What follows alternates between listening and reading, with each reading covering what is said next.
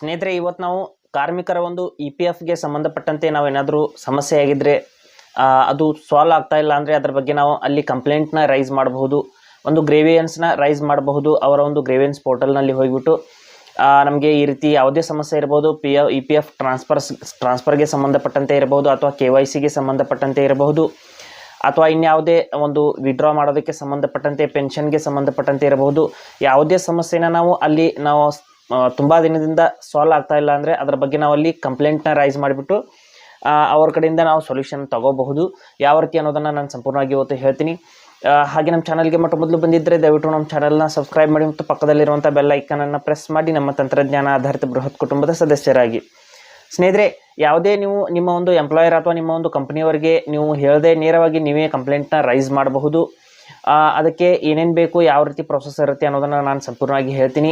ನಾನೊಂದು ಕಂಪ್ಲೇಂಟ್ನ ರೈಸ್ ಮಾಡಿಬಿಟ್ಟು ನಿಮಗೆ ತೋರಿಸ್ತೀನಿ. ಅದು ಯಾವುದರ ಬಗ್ಗೆ ಸಂಬಂಧಪಟ್ಟಿದೆ ಅಂದರೆ, ಒಂದು ಟ್ರಾನ್ಸ್ಫರ್ಗೆ ಸಂಬಂಧಪಟ್ಟಂತೆ ಒಂದು ಸಮಸ್ಯೆ ಬಂದಿದೆ. ಆ ಸಮಸ್ಯೆನ ನಾನು ನಿಮಗೆ ಸಾಲ್ವ್ ಮಾಡಿಬಿಟ್ಟು ಕಂಪ್ಲೇಂಟ್ನ ರೈಸ್ ಮಾಡಿಬಿಟ್ಟು ನಿಮಗೆ ತೋರಿಸ್ತೀನಿ ಯಾವ ರೀತಿ ಅಂತ. ಅದಕ್ಕಾಗಿ ನಾವು ಮೊದಲೊಂದು ಸುಂದರವಾದಂಥ ಡಿಸ್ಕ್ರಿಪ್ಷನ್ನ ರೆಡಿ ಮಾಡ್ಕೋಬೇಕು. ಡಿಸ್ಕ್ರಿಪ್ಷನ್ ಅಂದರೆ ನಮಗೆ ಏನೇನು ಆಗಿದೆ, ಏನೇನು ಪ್ರಾಬ್ಲಮ್ ಆಗಿದೆ, ನಾವು ಯಾವಾಗಿನಿಂದ ಟ್ರೈ ಮಾಡ್ತಾ ಇದ್ದೀವಿ ಮತ್ತು ಅದರಿಂದ ನಾವು ನಮಗೆ ಏನಾಗಬೇಕಾಗಿದೆ ಮತ್ತು ಏನಾಗ್ತಾ ಇಲ್ಲ ಅನ್ನೋದನ್ನು ಸಂಪೂರ್ಣವಾಗಿ ನಾವು ಒಂದು ಡಿಸ್ಕ್ರಿಪ್ಷನ್ ಬರೀಬೇಕು. ಅಂದರೆ ನಾನು ಇಲ್ಲಿ ಸ್ಕ್ರೀನ್ಶಾಟ್ನಲ್ಲಿ ತೋರಿಸ್ತೀನಿ ನೋಡಿ.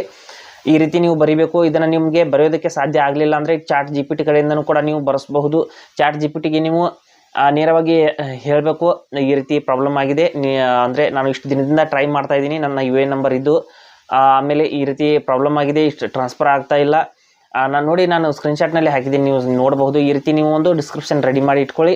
ನಂತರದಲ್ಲಿ ಒಂದು ಏನಂದರೆ ಒಂದು ಸ್ಕ್ರೀನ್ಶಾಟ್ ಫೈಲ್ ಇರಬೇಕು, ಅಲ್ಲಿ ಅಟ್ಯಾಚ್ ಮಾಡಬೇಕಾಗುತ್ತೆ. ಯಾವುದಾದ್ರೂ ಒಂದು ಫೈಲ್ನ ನಾವು ಅಟ್ಯಾಚ್ ಮಾಡದೆ ಹೋದರೆ ಅವರು ಅದಕ್ಕೆ ಕೇರ್ ತಗೊಳ್ಳೋದಿಲ್ಲ. ಅದಕ್ಕಾಗಿ ಅದರೊಟ್ಟಿಗೆ ಒಂದು PDF ಫೈಲ್ನ ಅಟ್ಯಾಚ್ ಮಾಡಬೇಕು. ನಾವು ಅಲ್ಲಿ ಟ್ರಾನ್ಸ್ಫರ್ ಹಾಕಿರುವಂಥ ಏನೋ ಒಂದು ಕ್ಲೇಮ್ ಸ್ಟೇಟಸ್ನ ಚೆಕ್ ಮಾಡ್ತೀವಿ. ಆ ಒಂದು ಸ್ಟೇಟಸ್ನ ಚೆಕ್ ಮಾಡಿರುವಂಥ ಒಂದು ಸ್ಕ್ರೀನ್ಶಾಟ್ನ ಅಲ್ಲಿ ಹಾಕಬೇಕು. ನಾವು ಟ್ರಾನ್ಸ್ಫರ್ಗೆ ಸಂಬಂಧಪಟ್ಟಂತೆ ಮಾಡ್ತಾಯಿದ್ರೆ ಅಥವಾ ಇನ್ಯಾವುದೇ KYCಗೆ ಸಂಬಂಧಪಟ್ಟಂತೆ ನಾವು ಕಂಪ್ಲೇಂಟ್ನ ರೈಸ್ ಮಾಡ್ತಾಯಿದ್ರೆ KYC ಒಂದು ಏನು ಸ್ಕ್ರೀನ್ಶಾಟ್ ಇರುತ್ತೆ ಅದನ್ನು ನಾವು ಅಪ್ಲೋಡ್ ಮಾಡಬೇಕು. ಇನ್ಯಾವುದೇ ಒಟ್ಟಾರೆಯಾಗಿ ಒಂದು ಪ್ರೂಫ್ನ ಅಲ್ಲಿ ಅಪ್ಲೋಡ್ ಮಾಡಬೇಕು. ಅವರಿಗೆ ನೋಡೋದಕ್ಕೆ ಇದು ಪ್ರಾಬ್ಲಮ್ ಆಗಿದೆ ಅನ್ನೋದು ಅವ್ರಿಗೆ ಕ್ಲಿಯರಾಗಿ ಗೊತ್ತಾಗಬೇಕು. ಅಂದರೆ ಒಂದು PDF ಅದು ಕೂಡ 2 MB ಒಳಗಡೆ ಇರಬೇಕು. ಅಂಥ ಒಂದು PDFನ ರೆಡಿ ಮಾಡಿ ಇಟ್ಕೊಂಡಿರಬೇಕು. ನಾನು ಮೊದಲು ಏನೇನು ಇಟ್ಕೋಬೇಕು ಅಂತ ಹೇಳ್ತಾ ಇದ್ದೀನಿ. ಒಂದು ಡಿಸ್ಕ್ರಿಪ್ಷನ್ನ ರೆಡಿ ಮಾಡಿರಬೇಕು. ನಂತರದಲ್ಲಿ ಎರಡನೇದು PDF ಫೈಲ್ನ ರೆಡಿ ಮಾಡಿ ಇಟ್ಕೋಬೇಕು. 1 ಅಥವಾ 2, 3 ಇದಕ್ಕಿಂತ ಜಾಸ್ತಿನೂ ಕೂಡ ನೀವು PDF ಫೈಲ್ನ ರೆಡಿ ಮಾಡಿ ಇಟ್ಕೋಬೋದು. ಅದಕ್ಕಾಗಿ ನಿಮ್ಗೆ ಏನೇನು ಸಮಸ್ಯೆ ಆಗಿದೆ ಅದೆಲ್ಲ ಪ್ರೂಫ್ ಅದರಲ್ಲಿ ಇರಬೇಕು. ಆ ರೀತಿ ನೀವು ಒಂದು 2 MB ಒಳಗಡೆ ಇರುವಂಥ ಒಂದು PDF ಫೈಲ್ನ ಅದಕ್ಕೂ ರೆಡಿ ಮಾಡಿ ಇಟ್ಕೊಂಡಿರ್ಬೇಕು. ಮತ್ತು ಡಿಸ್ಕ್ರಿಪ್ಷನ್ ಏನು ರೆಡಿ ಮಾಡಿರ್ತಾರೆ ಅದರಲ್ಲಿ ಯಾವುದೇ ರೀತಿಯಲ್ಲಿ ಫುಲ್ ಪಾಯಿಂಟು ಅಥವಾ ಕಾಮಾ ಅಥವಾ ಇನ್ಯಾವುದೇ ಸ್ಪೆಷಲ್ ಕ್ಯಾರೆಕ್ಟರ್ಸ್ ಯೂಸ್ ಮಾಡಬಾರ್ದು. ಕೇವಲ ಬರವಣಿಗೆ ಮಾತ್ರ ಯೂಸ್ ಮಾಡಬೇಕು. ಈ ರೀತಿ ನೀವು ಡಿಸ್ಕ್ರಿಪ್ಷನ್ ರೆಡಿ ಮಾಡಿದ ನಂತರದಲ್ಲಿ PDF ಕೂಡ 2 MB ಒಳಗಡೆನೇ ಇರಬೇಕು. ಎಲ್ಲ ಏನೇನು ಬೇಕು ನಿಮಗೆ ಕ್ಲಿಯರಾಗಿ ಹೇಳ್ತಾ ಇದ್ದೀನಿ, ಐಡಿಯಾ ಸಿಗಲಿ ಅಂತ. ಮಾಡಿದ ನಂತರದಲ್ಲಿ ನಾವಲ್ಲಿ ಯಾವ ರೀತಿ ನಾವು ಆ ಒಂದು ವೆಬ್ಸೈಟ್ಗೆ ಹೋಗಿ ನಾವಲ್ಲಿ ನಮ್ಮ ಒಂದು ಗ್ರೇವಿಯನ್ಸ್ನ ರಿಜಿಸ್ಟರ್ ಮಾಡಬಹುದು ಅನ್ನೋದನ್ನು ಹೇಳ್ತೀನಿ. ನೀವು ರಿಜಿಸ್ಟರ್ ಮಾಡಿದ ನಂತರದಲ್ಲಿ 2 ರಿಂದ 3 ವರ್ಕಿಂಗ್ ಡೇಸ್ ಒಳಗಡೆ ನಿಮಗೆ ಸೊಲ್ಯೂಷನ್ ಸಿಗುತ್ತೆ. ನಾನು ತುಂಬ ಪ್ರಾಬ್ಲಮ್ಸ್ಗಳನ್ನ ಈ ಒಂದು ಗ್ರೇವಿಯನ್ಸ್ ಪೋರ್ಟಲ್ ಮೂಲಕ ಸಾಲ್ವ್ ಮಾಡಿದ್ದೀನಿ. ಅದೇ ರೀತಿ ನೀವು ಕೂಡ ಪ್ರಾಬ್ಲಮ್ನ ಸಾಲ್ವ್ ಮಾಡ್ಕೋಬಹುದು. ಅದಕ್ಕಾಗಿ ಒಂದು ಸಣ್ಣ ಸಮಸ್ಯೆ ಏನು ಅಂದರೆ, ಅದು ಫೋನ್ ಮೂಲಕ ಮಾಡೋದಕ್ಕೆ ಬರೋದಿಲ್ಲ ಸ್ನೇಹಿತರೆ. ಯಾಕೆಂದರೆ ಆ ಒಂದು ವೆಬ್ಸೈಟ್ನಲ್ಲಿ ನಾವು ಎಲ್ಲವೂ ಕೂಡ ಫೋನ್ ಮೂಲಕ ಮಾಡಬಹುದು. ಆದರೆ ನಾವು ಏನು PDF ಫೈಲ್ನ ಅಟ್ಯಾಚ್ ಮಾಡ್ತೀವಿ ಆ ಒಂದು ಅಟ್ಯಾಚ್ ಆಪ್ಷನಲ್ಲಿ ಫೋನಲ್ಲಿ ಸಿಗೋದಿಲ್ಲ, ಅಥವಾ ಆ ಅಟ್ಯಾಚ್ ಆಪ್ಷನ್ ಅನ್ನೋದು ನಮ್ಮ ಫೋನ್ ಬ್ರೌಸರ್ನಲ್ಲಿ ಅದು ಸಪೋರ್ಟ್ ಮಾಡೋದಿಲ್ಲ. ಅದಕ್ಕಾಗಿ ನೀವು ಯಾವುದಾದ್ರೂ ಒಂದು ಲ್ಯಾಪ್ಟಾಪ್ ಇರ್ಬೋದು ಅಥವಾ PC-ನಲ್ಲಿ ಮಾಡಬಹುದು. ನಿಮ್ಮ ಹತ್ರ ಇಲ್ಲಾಂದರೆ ಯಾರಾದರೂ ನಿಮ್ಮ ಸ್ನೇಹಿತರ PC ಅಥವಾ ಲ್ಯಾಪ್ಟಾಪ್ನ ಯೂಸ್ ಮಾಡಿಬಿಟ್ಟು ನೀವು ಗ್ರೇವಿಯನ್ಸ್ನ ರಿಜಿಸ್ಟರ್ ಮಾಡಬಹುದು. ಅದಕ್ಕಾಗಿ ನಾನು ಕೂಡ ನನ್ನ ಲ್ಯಾಪ್ಟಾಪ್ನಲ್ಲಿ ಮಾಡಿ ನಿಮಗೆ ತೋರಿಸ್ತಾ ಇದ್ದೀನಿ ಯಾವ ರೀತಿ ಇರುತ್ತೆ ಅಂತ. ಇಲ್ಲಿ ಮೊದಲು ನೋಡಿ, ನಾನು ಎಲ್ಲವನ್ನು ಕೂಡ ರೆಡಿ ಮಾಡ್ಕೊಂಡಿದ್ದೀನಿ. ಚಾಟ್ GPT ಕಡೆಯಿಂದ ಡಿಸ್ಕ್ರಿಪ್ಷನ್ ಕೂಡ ಬರೆಸಿದ್ದೀನಿ. ನಂತರದಲ್ಲಿ ನನ್ನ ಒಂದು PDF ಫೈಲ್ ಕೂಡ ರೆಡಿ ಮಾಡಿ ಇಟ್ಕೊಂಡಿದ್ದೀನಿ. ನಂತರದಲ್ಲಿ ನಾವು ಆ ಒಂದು ಫೈಲ್ನ ಕಂಪ್ಯೂಟರ್ಗೆ ನೀವು ಟ್ರಾನ್ಸ್ಫರ್ ಮಾಡಬೇಕು. ವಾಟ್ಸಪ್ ಮೂಲಕ ಇರ್ಬೋದು ಅಥವಾ ಇನ್ಯಾವುದೇ ನೀವು ನಿಮ್ಮ ಒಂದು ಪೆನ್ ಡ್ರೈವ್ ಮೂಲಕ ನೀವು ಒಂದು ಕಂಪ್ಯೂಟರ್ನ ಒಂದು ಏನು ಮೈ ಫೈಲ್ಸ್ ಇರುತ್ತೆ ಅದರಲ್ಲಿ ಟ್ರಾನ್ಸ್ಫರ್ ಮಾಡಿ ಇಟ್ಟಿರಬೇಕು. ಅಂದರೆ ಅಲ್ಲಿ ಅಪ್ಲೋಡ್ ಮಾಡೋದಕ್ಕೆ ಈಸಿ ಆಗಲಿ ಅಂತ ಹೇಳ್ತಾ ಇದ್ದೀನಿ. ಮೊದಲು ಕಂಪ್ಯೂಟರ್ನಲ್ಲಿ ಯಾವುದಾದ್ರೂ ಒಂದು ಬ್ರೌಸರ್ನ ಓಪನ್ ಮಾಡ್ಕೊಳ್ಳೋಣ. ನನ್ನ ಲ್ಯಾಪ್ಟಾಪ್ನಲ್ಲಿ ಫೈರ್ಫಾಕ್ಸ್ ಬ್ರೌಸರ್ ಇದೆ ಸ್ನೇಹಿತರೆ, ಅದನ್ನೇ ಓಪನ್ ಮಾಡ್ತೀನಿ. ಓಪನ್ ಮಾಡಿದ ನಂತರದಲ್ಲಿ ಇಲ್ಲಿ ಏನು ಸರ್ಚ್ ಮಾಡಬೇಕು ಅಂದರೆ EPF ಗ್ರೇವಿಯನ್ಸ್ ಪೋರ್ಟಲ್ ಅಂತ ಸರ್ಚ್ ಮಾಡಬೇಕು. ಇಲ್ಲಿ ತೋರಿಸ್ತಾ ಇದ್ದೀನಿ ನೋಡಿ, EPF ಗ್ರೇವಿಯನ್ಸ್ ಪೋರ್ಟಲ್ ಅಂತ ಸರ್ಚ್ ಮಾಡಬೇಕು. ಇಲ್ಲಿದೆ ನೋಡಿ, ಮಾಡಿದ್ದೀನಿ. EPF ಗ್ರೇವಿಯನ್ಸ್ ಪೋರ್ಟಲ್ ಅಂತ ಇಲ್ಲಿ ಸ್ಕ್ರೀನಲ್ಲೂ ಕೂಡ ತೋರಿಸ್ತಾ ಇದ್ದೀನಿ.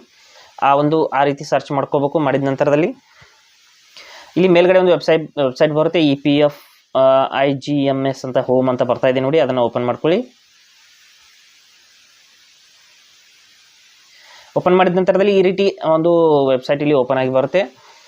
ಬಂದ ನಂತರದಲ್ಲಿ ಇಲ್ಲಿ ನೋಡಿ ಗ್ರೇವಿಯನ್ಸ್ ಮ್ಯಾನೇಜ್ಮೆಂಟ್ ಸಿಸ್ಟಮ್ ಅಂತ ಇಲ್ಲಿ ರಿಜಿಸ್ಟರ್ ಗ್ರೇವಿಯನ್ಸ್ ಅಂತ ಆಪ್ಷನ್ ಇದೆ. ಇಲ್ಲಿ ನೋಡಿ, ಇಲ್ಲಿದೆ ನೋಡಿ ರಿಜಿಸ್ಟರ್ ಗ್ರೇವಿಯನ್ಸ್ ಅಂತ. ಹೋಮ್ನ ಪಕ್ಕದಲ್ಲಿ ಒಂದು ರಿಜಿಸ್ಟರ್ ಗ್ರೇವಿಯನ್ಸ್ ಅಂತ ಒಂದು ಆಪ್ಷನ್ ಕೊಟ್ಟಿರ್ತಾರೆ, ಅದರ ಮೇಲೆ ಕ್ಲಿಕ್ ಮಾಡಬೇಕು.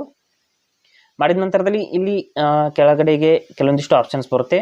ನೀವು EPF ಮೆಂಬರ್ ಅಥವಾ ಪೆನ್ಷನರ ಅಥವಾ ಎಂಪ್ಲಾಯರ ಅಥವಾ ಯಾರು ನೀವು ಅಂತ. ಇಲ್ಲಿ ನಾನು ಮೆಂಬರ್ ಅಂತ ಸೆಲೆಕ್ಟ್ ಮಾಡಬೇಕು. ಯಾಕೆಂದರೆ ನಾವು EPFನ ಒಂದು ಮೆಂಬರ್ ಅಂದರೆ ನಮ್ಮ ಮೆಂಬರ್ ಕಡೆಯಿಂದ ನಾವು ಹಾಕ್ತಾ ಇದ್ದೀವಿ ಅಂತ ಇಲ್ಲಿ ಮೆಂಬರ್ ಅಂತ ಸೆಲೆಕ್ಟ್ ಮಾಡಬೇಕು. ನಂತರದಲ್ಲಿ do you have claim ID ಅಂತ ಬರ್ತಾ ಇದೆ. ಕ್ಲೇಮ್ ID ಇಲ್ಲ ಅಂತ ಹಾಕ್ಕೊಳ್ಳಿ.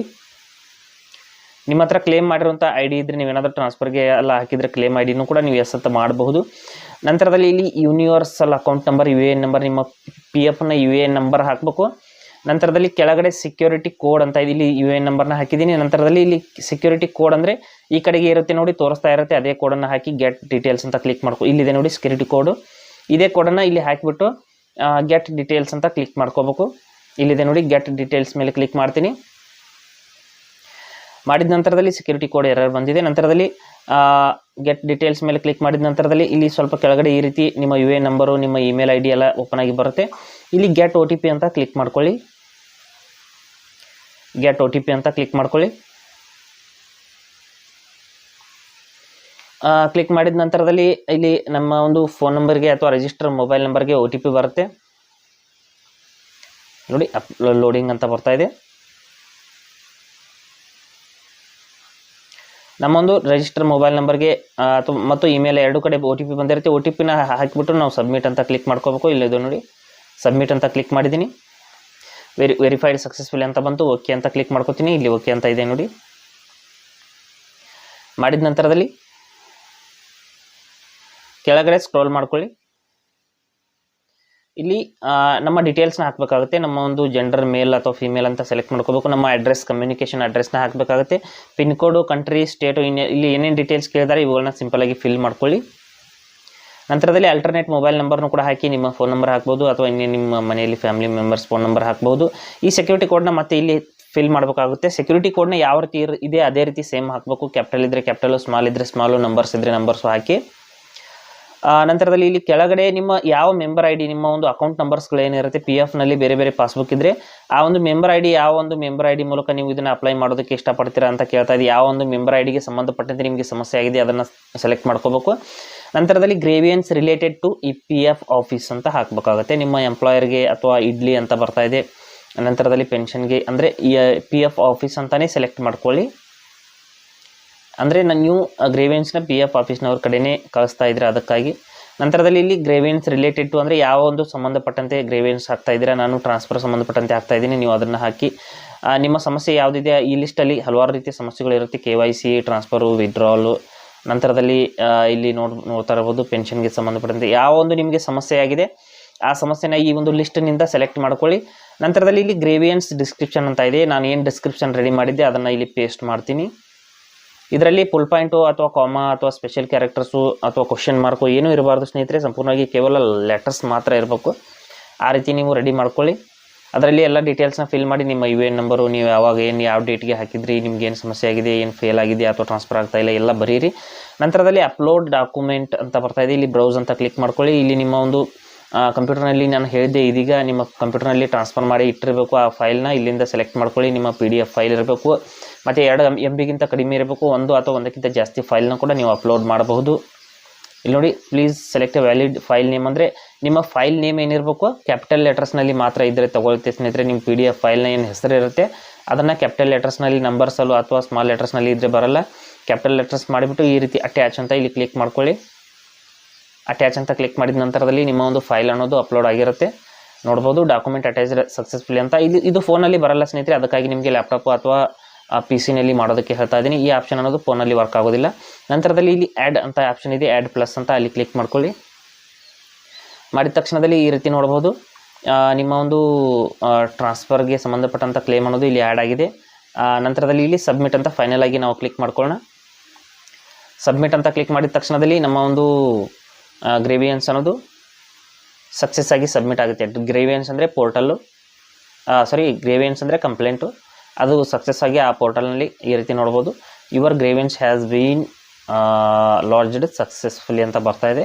ನಂತರದಲ್ಲಿ ರಿಜಿಸ್ಟ್ರೇಷನ್ ನಂಬರ್ ಕೂಡ ಕೊಟ್ಟಿದ್ದಾರೆ ಸ್ನೇಹಿತರೆ, ಅದನ್ನು ನೀವು ನೋಟ್ ಮಾಡಿ ಇಟ್ಕೋಬೇಕು. ಇಲ್ಲಿ ಆ ಒಂದು ಅದರ ಸ್ಟೇಟಸ್ನ ಚೆಕ್ ಮಾಡಬೇಕಂದ್ರೆ ಇದೇ ಒಂದು ಪೋರ್ಟಲ್ಗೆ ಮರಳಿ ಬಂದುಬಿಟ್ಟು ಇಲ್ಲಿ ವ್ಯೂ ಸ್ಟೇಟಸ್ ಅಂತ ಆಪ್ಷನ್ ಇರುತ್ತೆ, ಅದರ ಮೇಲೆ ಕ್ಲಿಕ್ ಮಾಡ್ಕೊಳ್ಳಿ. ಇಲ್ಲಿ ರಿಜಿಸ್ಟ್ರೇಷನ್ ನಂಬರ್ ಅಂತ ಏನಿದೆ ಆ ಒಂದು ನಂಬರ್ನ ಅದೇ ಒಂದು ಇಲ್ಲಿ ನೋಡ್ಬೋದು, ರಿಜಿಸ್ಟ್ರೇಷನ್ ನಂಬರ್ನ ಇಲ್ಲಿ ಹಾಕಿಬಿಟ್ಟು ಇಲ್ಲಿ ನಿಮ್ಮ ಫೋನ್ ನಂಬರ್ ಅಥವಾ ಇಮೇಲ್ ಐ ಡಿನ ಹಾಕಬೇಕು. ಹಾಕಿ ಈ ಸೆಕ್ಯೂರಿಟಿ ಕೋಡನ್ನು ಇಲ್ಲಿ ಹಾಕಿಬಿಟ್ಟು ನೀವು ಸಬ್ಮಿಟ್ ಮಾಡಿದರೆ ನಿಮ್ಮ ಒಂದು ಸ್ಟೇಟಸ್ ಏನಾಗಿದೆ ಅಥವಾ ಅಂಡರ್ ಪ್ರೊಸೆಸ್ಸಲ್ಲಿದೆಯಾ ಅಥವಾ ಸಕ್ಸಸ್ ಆಗಿದೆಯಾ ಏನಾಗಿದೆ ಅನ್ನೋದನ್ನು ಸಂಪೂರ್ಣವಾಗಿ ಇಲ್ಲಿ ತೋರಿಸುತ್ತೆ. ಈ ರೀತಿ ನೀವು PFಗೆ ಸಂಬಂಧಪಟ್ಟಂತೆ ಕಂಪ್ಲೇಂಟ್ನ ರೈಸ್ ಮಾಡಬಹುದು. ಹಾಗೆ ಸ್ನೇಹಿತರೆ, ಕೊಟ್ಟಿರೋ ಮಾಹಿತಿ ಸಂಪೂರ್ಣ ಮತ್ತು ನಿರೂಪಣೆ ಮಾಡಿದೆ, ಶೈಲಿ ಉತ್ತಮ ಅಂತ ಅನಿಸಿದರೆ ವಿಡಿಯೋನ ಲೈಕ್ ಮಾಡಿ ಮತ್ತು ನಿಮ್ಮ ಸ್ನೇಹಿತರಿಗೂ ಕೂಡ ಶೇರ್ ಮಾಡಿ. ಹಾಗೆ ಇದರ ಬಗ್ಗೆ ಸಮಸ್ಯೆಗಳು ಡೌಟ್ಗಳಿದ್ದರೆ ಕಮೆಂಟಲ್ಲಿ ಅವಶ್ಯವಾಗಿ ತಿಳಿಸಿ. ಮುಂದಿನ ವಿಡಿಯೋದಲ್ಲಿ ಮತ್ತೊಂದು ಹೊಸ ವಿಷಯದೊಂದಿಗೆ ಇರ್ತೀನಿ, ಮುಂದೆ ಬರ್ತೀವಿ. ಎಲ್ಲಿವರೆಗೂ ಟೇಕ್ ಕೇರ್.